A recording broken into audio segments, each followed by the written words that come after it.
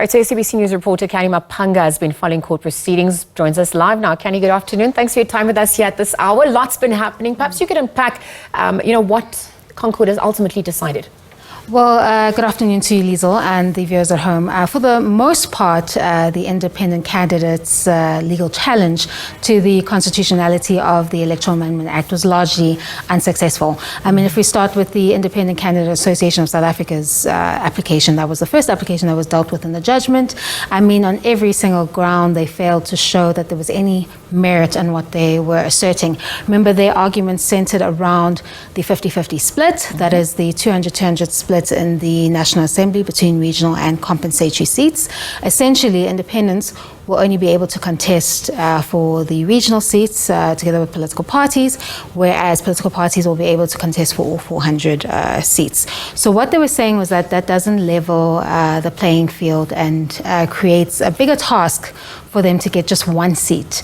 So now everybody's thinking about how did they get this calculation? Well, they based it on the 2019 data under the assumption that those who vote on the ballot, on the regional ballot, will keep their vote the same for the national ballots. However, we are having a changing political landscape and an electoral system, so that assumption was found to be without merit.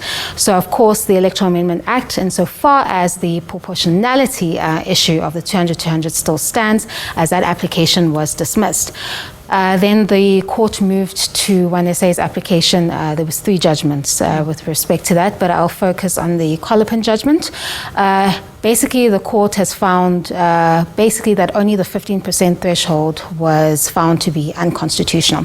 Remember, they brought an application on that 15%. They were arguing that, for example, an independent could have to get about 7,000 to 14,000 signatures based on the quota in order for them to contest. So they were saying that that creates a barrier to entry, and we've already heard from the ICA that that was created to deal with that logistical nightmare and to ensure that they narrow down the contenders for 2024 to serious contenders.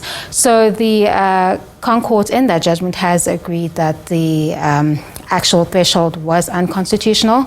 They've ordered a declaration of invalidity, apologies, which is suspended for 24 months. So when there's a declaration of invalidity, you know that there's a parliamentary process that will follow after that. However, we are going to elections in 2024, and of course, independents want to be given that opportunity to run in a constitutionally fit manner.